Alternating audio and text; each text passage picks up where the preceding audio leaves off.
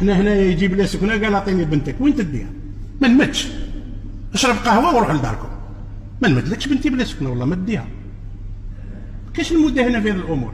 انا نقول لكم زوج حاجات، اللي ما يخدمش واللي ماشي عنده سكنه ما تمدولوش بنتكم. كاش مداهنه كاع خليها عندك.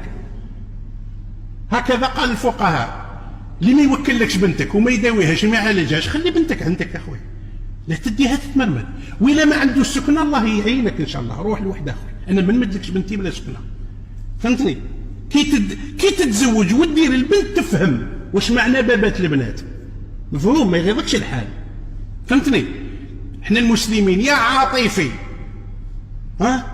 كما هذاك اللي جاو المطافئ يطفوا له النار قال لهم والله العظيم ما بطفوها حتى تشربوا قهوه. هذا من قوه الحنانه، هذا وقت القهوه. وهذاك الحنين زادوا عنده زوج توام مد واحد، هذه ما عندهاش علاقه بالصدقه. زوج توام انت تصدق بولد،